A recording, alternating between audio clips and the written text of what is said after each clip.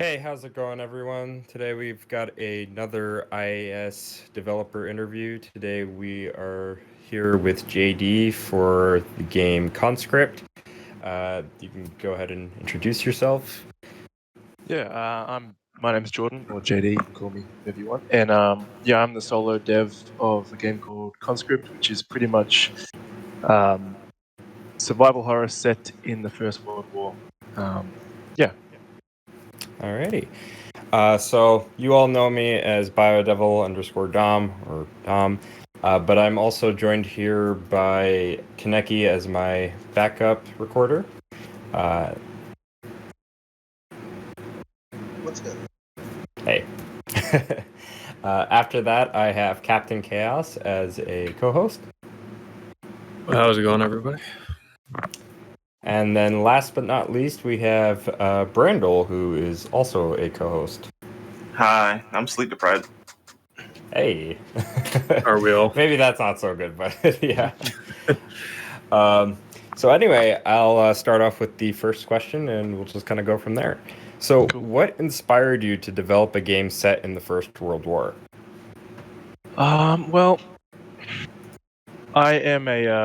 I recently just graduated with my history degree from the University of Melbourne. History's always been a interest of mine, and I think at the time when I started making the game, I felt that history could be kind of a good setting for survival horror games because, I mean, in my opinion, there's nothing really scary. Well, let's just take the First World War as an example. There's nothing scarier than what humans actually had to endure in our history, you know?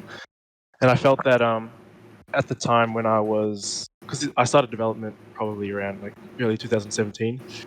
So if you remember, this was a time when survival horror was not in a great place. I think, well, I guess Resident Evil 7 had just come out, but by and large, survival horror was in a great kind of place. So I felt that most survival horror games in the years previous to that were pretty generic in a way, and because you how do I say this? I don't mean to put them down, but I'm kind of getting sick of the whole like hospital, like ward kind of setting in a survival horror game. So I felt like, yeah, it'd be cool to kind of give it a unique spin, I guess, and explore history as a setting, if that makes sense. Yeah.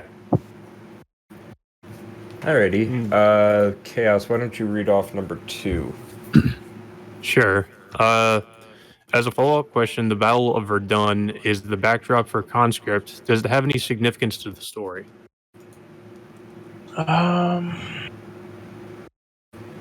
mean, the story itself is kind of, I suppose, more of a interpersonal story. The battle itself is kind of just a cool backdrop because, I mean, it fits the survival horror theme well because it was pretty much up until that point, you could say it was the most brutal battle that humanity had fought, and it still holds the record for the highest density of death per square yard, I believe, or per square meter or something like that. So basically, like more people died per square yard than any battle before or since. So yeah, I guess that makes a good survival horror setting because that's pretty disturbing in a way. Yeah. Okay, so we're gonna read off number 3. Brandon said he'd be right back, so I'll just read off this one. Resident Evil and Silent Hill are big inspirations for Conscript, but are there any other inspirations from various forms of media that may not be so obvious? Let me think about that.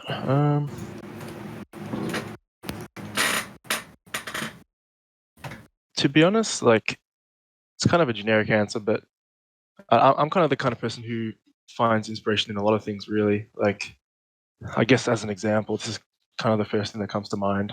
This is kind of a random answer, but like I was playing recently, a few months ago, the Mario and Luigi games for the 3DS, right? And even just seeing the way those games are, because those games share kind of a similar animation style to Conscript in a way. Mhm. So even just playing those and seeing how smooth the animations were, like that's something I took inspiration from.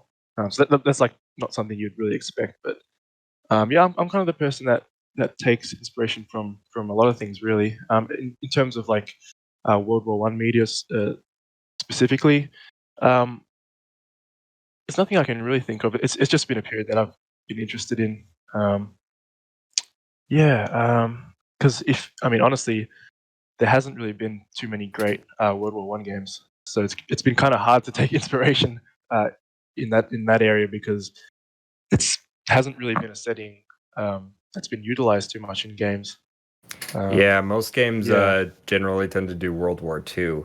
And Yeah, exactly. for me, exactly. the only one that I could think of that was set in World War One that comes off of the top of my head is Battlefield 1. But that's not so much a horror game, that's a first person shooter. So Yeah, well, I actually really liked Battlefield One. I really liked it. So I guess that's another game I took inspiration from. But yeah, you're right. That's the biggest name for sure. Yeah. Alrighty. Chaos, you want to read off number 4? Sure. Mustard gas seems to not only be a big aesthetic thing, but also a reoccurring hazard players have to deal with. What made you decide to include it as a major focus point?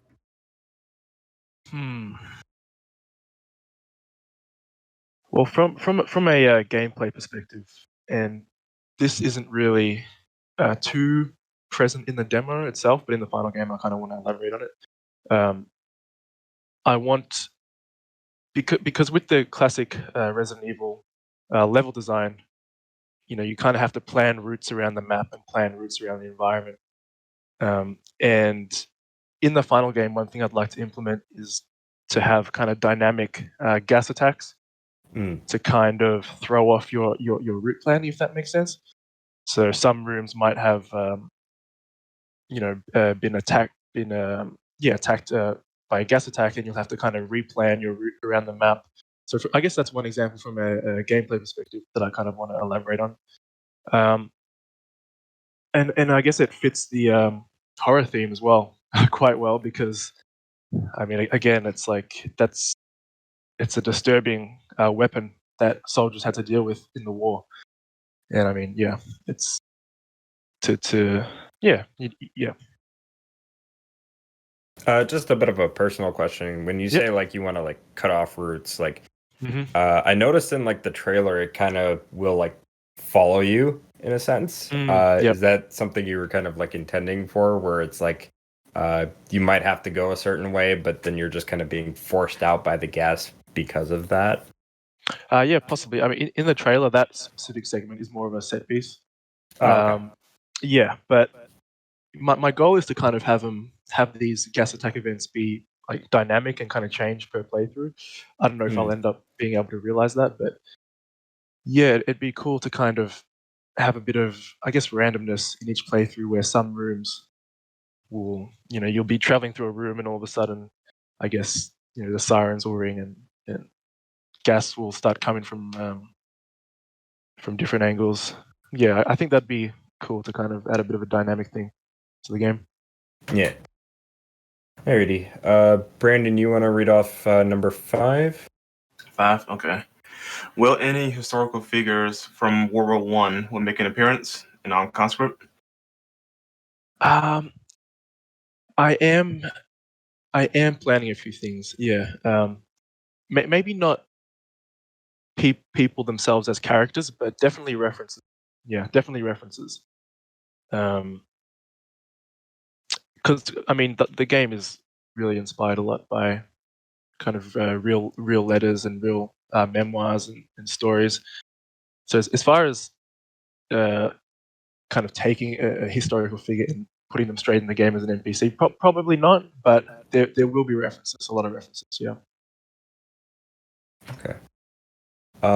So right on to number 6. Given that this is World War One, are there going to be instances where we'll be fighting both human enemies and the monsters that are present within the demo and things that we might not have seen yet that will be in the full game.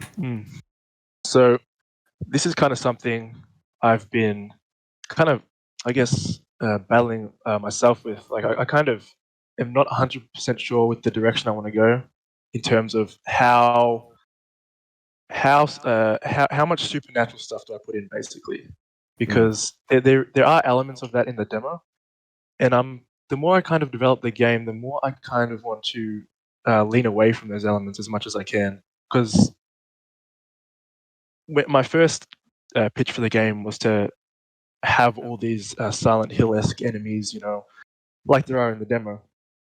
But the more I kind of go through the development, I want to kind of, how do I say this? Maybe keep it a human story, if that makes sense. I want to lean away from those supernatural elements. I don't think they're necessary, really. I think that the battle itself is horrific enough, So it kind of seems like you're trying to find a perfect balance where it's not Exactly, too yeah. overbearing, but not unpresent per se. Yeah, that's correct. Yeah. Okay. So Chaos, if you want to read off number 7. Sure. Was it difficult deciding what weapons would be in the game for players to use? Yeah, that is hard because, for example, we all know that in survival horror games, the shotgun is like the best gun in all situations. That's the gun you always want with you in a survival horror game. It turns out I'm fairly sure that the pump action shotgun was not present in the Battle of Verdun, yet I still have it in the game.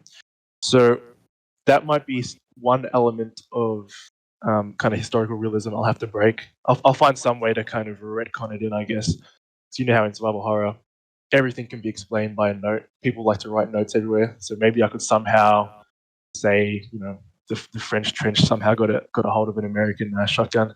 I don't know. But yeah, it's been hard to kind of balance historical realism and gameplay, I suppose. But as far as all weapons, all guns, the good thing about survival horror games in general is that it's not like a first-person shooter where you need a million of them. There's only really a few staples that you need, and otherwise, if you had too many weapons, the game would just become unbalanced. So I'm probably going to stick to maybe, I don't know, 7 or 8 weapons that are all World War One themed. Yeah. Okay. Alrighty. So Brandon can read off number 8.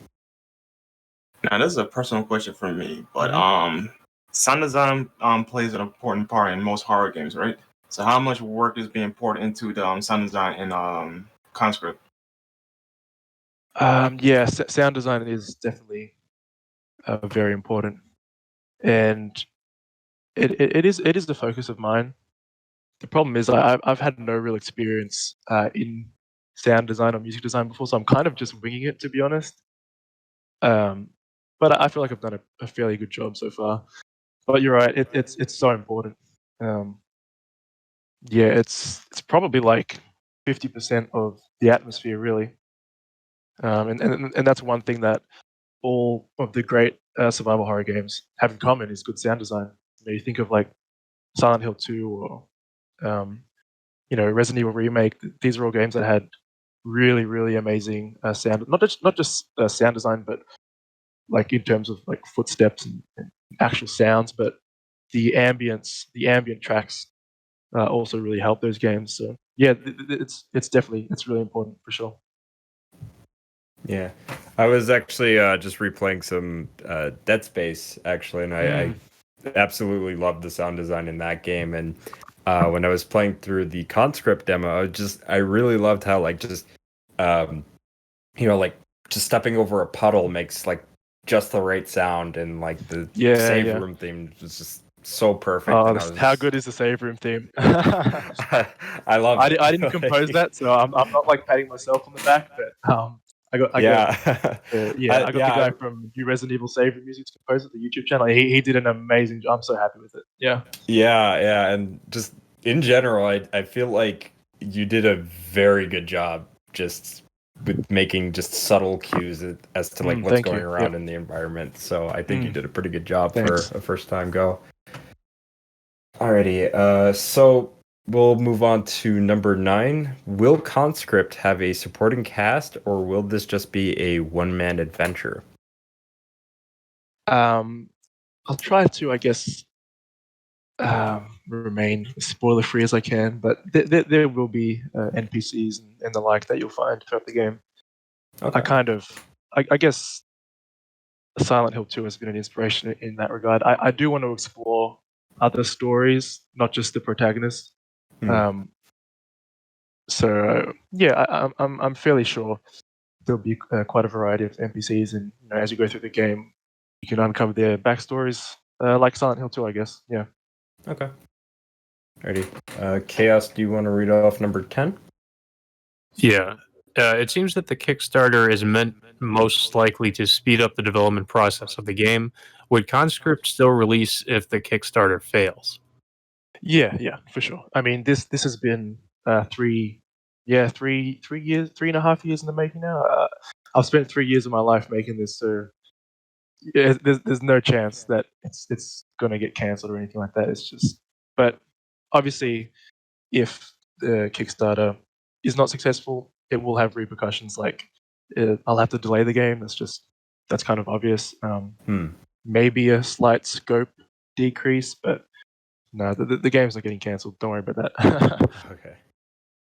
Alrighty, and then we are on to number 11. So, Brandel, do you want to read off this last one? Sure.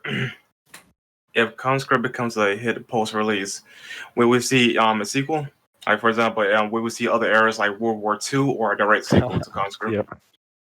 So, my little fantasy in my head, and who knows if this will ever happen, but if the first game is a success, well, to be honest, after I make this game, and if I want to make another game afterwards, it's going to be something completely different. Like, I don't think I can take any more depressing survival horror game development. It's just like too much sometimes. But I think I'd want to make like an Animal Crossing clone or something like that. But then in the future, if it's possible, my little fantasy is to have a Conscript 2 set in the Second World War, which would be like fully 3D, like the old school Resident Evil. That's my fantasy. I don't know if it'll ever happen, but yeah, we'll see. Alrighty. Well, hopefully it does succeed. It looks like you're about 50%, if not a little over 50% on the Kickstarter.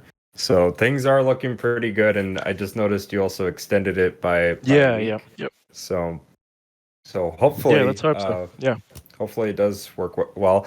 That said, for anybody that's watching, we will be leaving a link to the Kickstarter page for anybody that's interested in checking it out and backing it, as well as the Steam link to try out the demo. But that said, is there anything else you would like to say before we close things off? I mean, no, I guess you hit it all. It's like, well, first of all, play the demo. The demo is available on Steam, on Itch, on GameJolt. Give it a try. If you're a fan of classic survival horror, like, I'll guarantee you will like it. So give it a try, and if you enjoy it, consider backing. Alrighty, and with that, we're gonna do some outros. So I'm BioDevilDom. You could find me as BioDevil_Dom on YouTube, Twitter, and on very rare occasions Twitch. Kind of also YouTube, but that's because I'm busy with some stuff at the moment. But that all said, let me have Chaos do his outro. Sure, you can find me on you can find me on YouTube at KaptainKaos. I'm still doing videos every now and then. You can also find me on Twitter by the same name. And you can also find my art stuff on. I've moved to Instagram. I'm still posting stuff on my DeviantArt, which is still KaptainKaos art, but I'm also posting stuff on my Instagram too, because that seems to give me a lot more attention than DeviantArt. So I've my DeviantArt or my Instagram is Enigmatic Arts. That's Enigmatic with a K. So you can find me on there as well. Okay, and then we have Brandon. Yeah, you can find me on Twitter at ImmortalBrundle, and the YouTube and Twitch is still a work in progress. Yep. And then, of course, we also have Kaneki. You can find me on YouTube, Twitch, and Twitter under the same name as Google Order, and I hope this game does well. Yep. That's here. So, with that all said, we will see you all in the next one. Bye. Thank you.